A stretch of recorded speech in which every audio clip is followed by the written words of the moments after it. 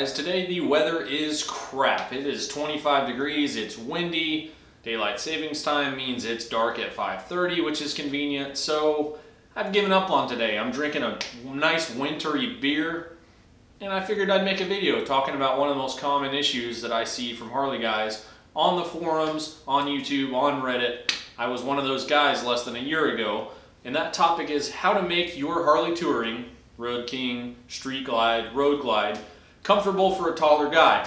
I'm 6'2". I know there's Harley guys riding around 6'6", and much taller than that. Even if you're 5'8", 5'9", and you want a little bit more stretch in your touring game, there's a list of parts you need to buy. And if your bike doesn't fit you like a glove, you've definitely got some parts to buy. So let's get into them. First and foremost, you're going to need a set of handlebars.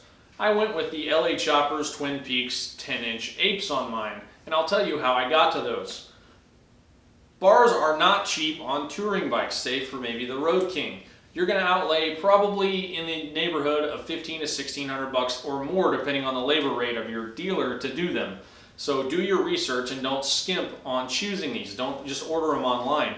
There are a ton of used touring bikes sitting on a lot of dealerships. I went to my local Harley dealer and found 5 or 6 Street Glide with different setups. I sat on them all and I decided which ones were most comfortable for me. And that's exactly what you should do. If you don't have a buddy or somebody that'll let you sit on their bike that has the setup that you're looking at, go to the dealer and maybe even test ride that used bike and see how you like them before you commit to buying them.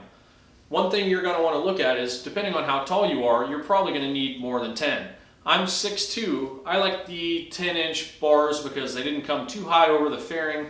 They put my arms right at shoulder height, super comfortable for long rides. I really dig them, and they're a super quality bar. I've been really happy with them.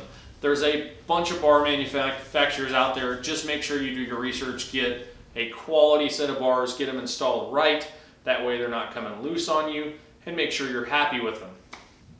The next thing you're going to need is an extended reach seat.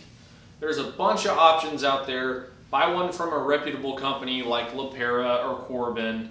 Harley has a couple of options. The best way to do this is to use Harley's seat rental program. Walk into most Harley dealers and you can leave with a rental seat to ride for up to 3 days, see how you like it, and return it.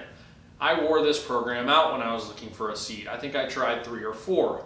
Now, I didn't find anything from any of those manufacturers that I liked, and I ended up just going with the LaPera off of a couple of written reviews. And I have a video review now for you guys to see if you like the LaPera, then maybe I can save you some hassle.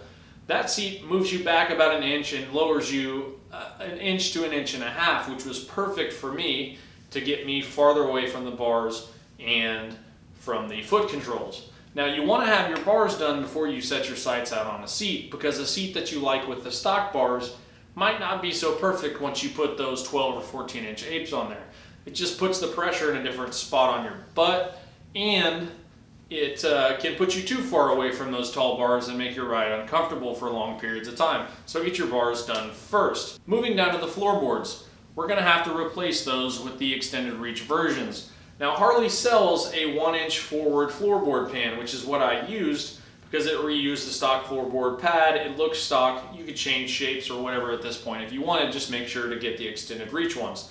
The most they offered that I could find when I bought mine was 1 inch forward, which doesn't sound like a lot, but it makes a pretty big difference. Now, you want to add the Gearshift or the Pingle floorboard extenders. These added with the floorboard pans actually kick the floorboards out about 1.25 inches, and you can use them together. I've linked both of those things in the description so that you can purchase them easily. So combined, you have 1 inch forward and 1.25 inches out. Actually makes a really big difference that you will definitely notice. It's worth spending the money on those two things. On the brake side, Harley's brake pedal is terrible and I hate it. I wear a size 13 shoe with a non-extended floorboard. It's just about the most uncomfortable thing on the bike stock that there is for me. So replace that with the Gearshift extended reach brake pedal for the non-fairing lower bikes. They sell 2 versions of them. Make sure you get the one that's for your bike. The non-fairing lower is going to be longer and a little bit nicer for those of you that have bigger feet, longer legs, that kind of thing. It also fixes the really steep angle and makes it really comfortable to brake. It's an awesome product. Buy one, it reuses the stock brake pedal pad. It looks stock. Not so hard to install. You can do it in your own garage with help from YouTube. So buy that. Next on to the Gearshift. I went with the Kuryakin 2-inch extended gear lever. I'm showing you clips of that right now. It's not that expensive, makes a huge difference. I got the longest one I could find. It sticks off the floorboard just a little bit, but it puts my foot in a very sweet spot when I'm shifting gears to let me stretch out. And if I adjust it high enough, I can get pretty much most of my foot up underneath it to really stretch my feet out on a trip. Mind you, I don't do highway pegs. So just with those floorboard modifications in the seat, gave me a ton more room to stretch out on the bike. It went from being pretty uncomfortable to now I love riding the thing around, and even on long trips I'm pretty comfortable. The last thing you're going to want to look at are windshields. You do not want to do this before you get a seat, because if you get an extended reach seat that puts you down and back a little bit, the wind is going to hit your helmet a little bit differently. So don't do this first. Once you've got your seat and your bars and everything, then start looking at windshields. I highly recommend the Clockwork stuff.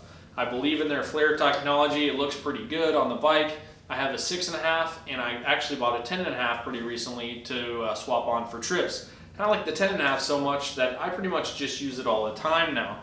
Harley does have these on a rental program. I don't know how many versions of the Clockworks they have. They definitely have the Harley Shields. Try them all, see what you like, but don't do it before a seat. Taller guys, gonna need taller windshields. Those are the 4 main categories that are going to get you comfortable on your Harley as a taller rider. Now, the thread running between all of those categories is try before you buy if you can. Take advantage of Harley's programs, take advantage of your buddy's gear, take advantage of online reviews and videos and things like that, or go check out some used bikes at your local dealer, because there's a bunch of used Harleys sitting around with a bunch of modifications on them. If you don't buy it right the first time, you're going to have to buy it again. And any motorcycle rider can attest to all the spare parts you accumulate over buying a bunch of products that you end up not liking. And I myself have a shelf that's the same way, and I'm too lazy to sell them all. If you guys have any other questions or anything you'd like to add, please put it in the comments. If you found any little trick from riding motorcycles that gets you more comfortable as a tall guy, please share it with us. I'd love to hear it. Until next time, guys, thanks.